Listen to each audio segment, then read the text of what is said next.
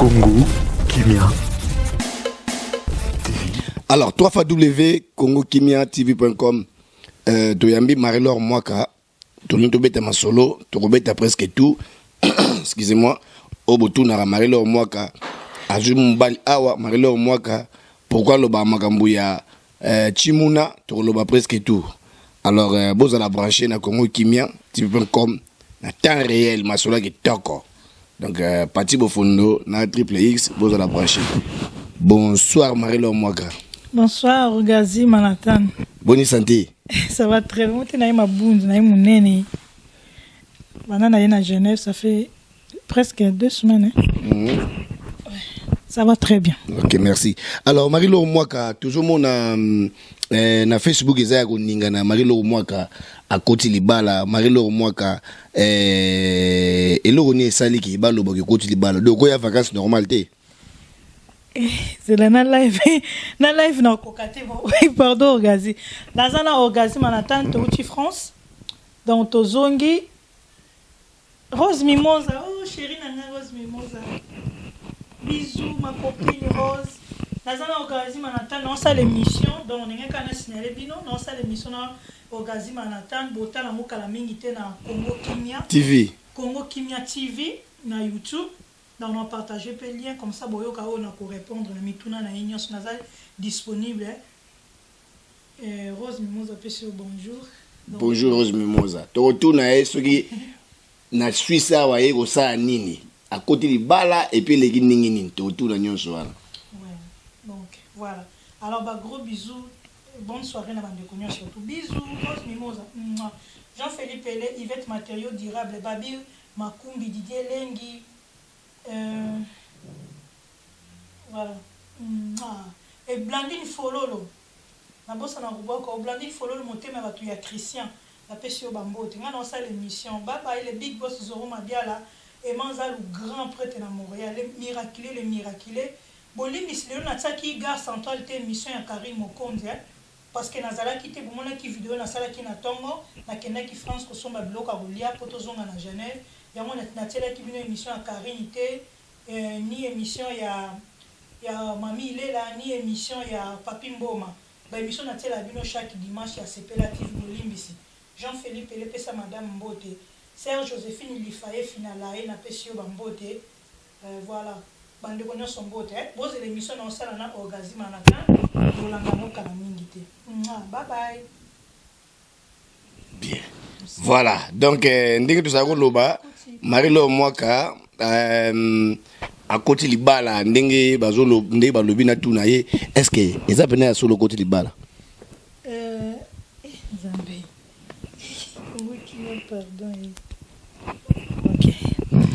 Alors question ezali bandeko batuni trop balobi na tuna Marie-Laure Mwaka oyeko sa nini awa na Suisse parce que bango na éviter question ngoyende parce que ozape muto ko tambola pe yo moko pe obeti tour pe na ndenge est-ce que oye na ndenge nini na ndenge mobile na yo ou bien nini ou bien côté libala bazo pe balisio na ngai na éviter za nini okolo bali pour la question on a déjà bon Suisse o eza 3e fois na Suisse na Suisse na 2015 PH Lumbela na peso mbote na zo mabiala basela ki ngai barbecue na 2015 na septembre nazalaki awa après siko masolo ya bien elona maki déjà ndena yaki kozonga pour le mariage à Zoro Mabiala mwana nae ezaki le 29 nayaki na le 29 septembre 2017 nayaki na salaki 1 mois après 1 mois na zongi Canada après na zongi lisusu nayaki oya na novembre donc nayaki ko sa nini awa bon il a encore répondre.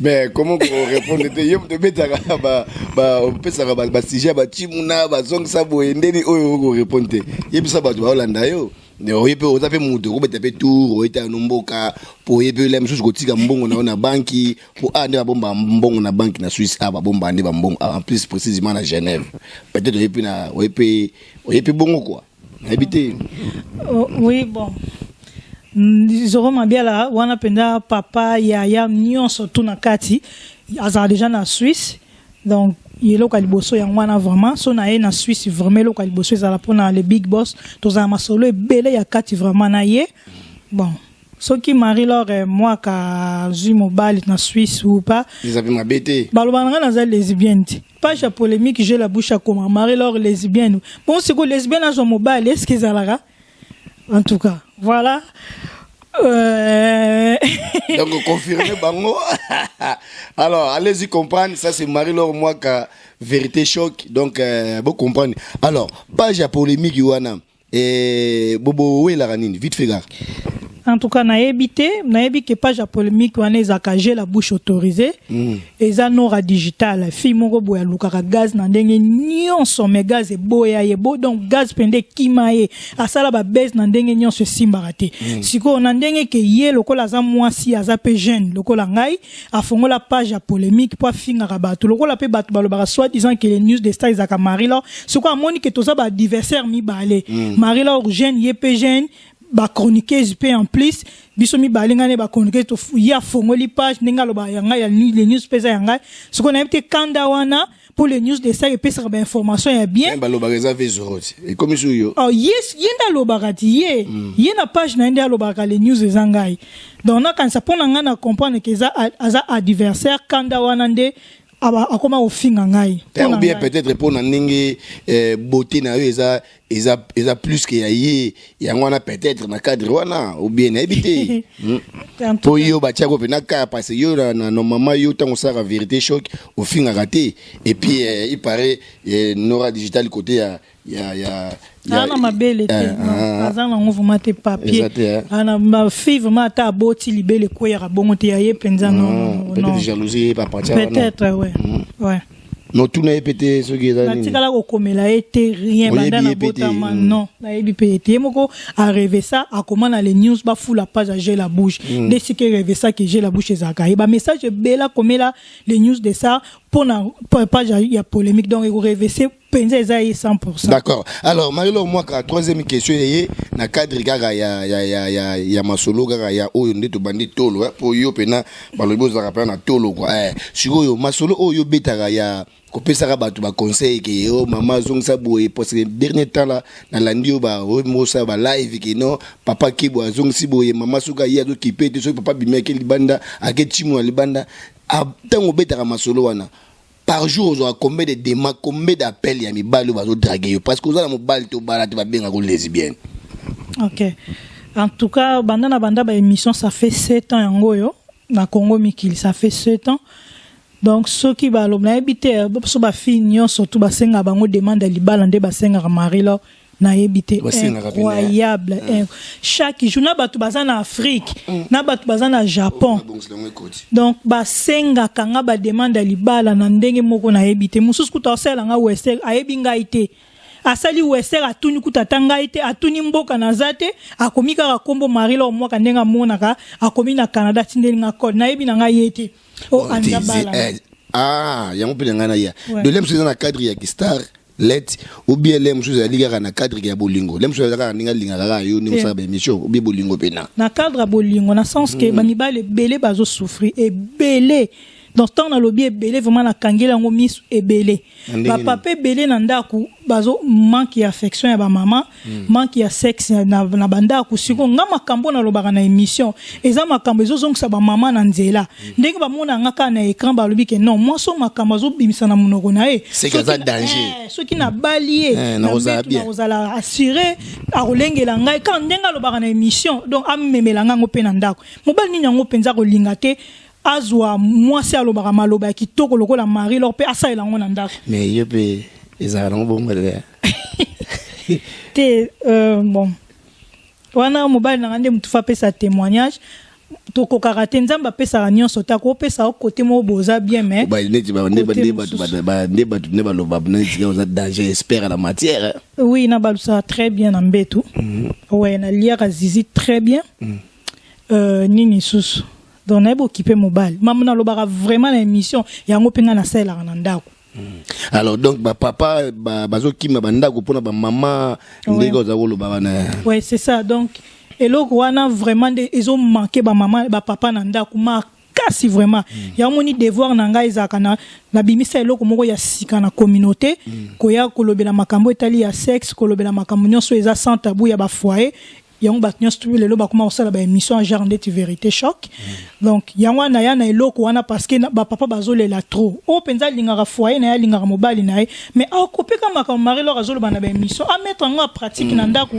pour mobali na azala bien mais so zo pesa ba appelle que Marie-Laure ndenge na landa ba émission ndenge opesa ba en tout cas na ko pratique papa pe na zo ngi se reposer ebele oui esungaka oui eza simple juste au copier car attend na lobi na tongo pa maman la muki te la papa déjeuner tant yo pour la muki ki o sokoli o te mobile déjeuner na mesa mobile koloba waouh puis ça ressource vraiment te na ba poto asali nini a copier ka konga na zolo ba na buto vola la copie mais la papa vagin na hote otali a Marie-Laure aloba ki bona buto vola la au fongoli makolo papa boaki na tongo mama avant kita na mbetu fo senga autorisation pa papa est-ce que na kita na mbetu oza susu na bo senga na ngaite vagin na ngai otondi papa so lobi non mama na on atondi te mama osani au fongoli makolo papa aboaki voilà maman Mireille na sur yoki maman Mireille ya ilanga mpela oyoki Marie-Laure moi kabola na toujours vérité choc alobi bien ba maté ya pesaka ezali ndenge moko na maté ba passer batanga na bible ba pesaka bandimi na bango alobi peke batu si ba benga ke non ba maté na opesaka to pratiquer ngo papa vandi poser alors côté wana papa vandi poser sur côté ba papa et so zo pe ja ba appelle Marie-Laure moi sina ngai boye so zo pe ba appelle pena oui majorité ba benga ngandi za ba papa ba plainte car maman zo kipenda coûter mais eloko bango ba betela c'était zara isa sexe na tendresse na ndako nde eloko wana vraiment ba betela ngo c'était tant ba benga nga bazo funda basi na bango pa na ngai ponga na lobelango mais sur zara sexe na tendresse est-ce que ça bien important pena ga ke na libala fuga sexe na tendresse soki yango ezate suivant na ndako zo vendre maman na papa bozo vendre ni eloko etinda fala yembit eloko esomba ba mituke somba ndako eza vagin la siko eloko ali boso mibali balingela biso batela biso na ndako bande ko na ngai eze eloko mususu eloko ali boso eza sexe parce que soki mwasi na ndako bo vendre na ndako bo chimola raté soko tina libala ngo ezani après siko sexe nde makamu mususu yaka mwasi azabo tosi mwasi azabo ekolinga ba semeki eza makambo ebele na libala mais eloko ali boso mobala azwaka mwasi atie na ndako eza ko chimola. D'accord. Alors, allez-y. Congo, Kimia. TV.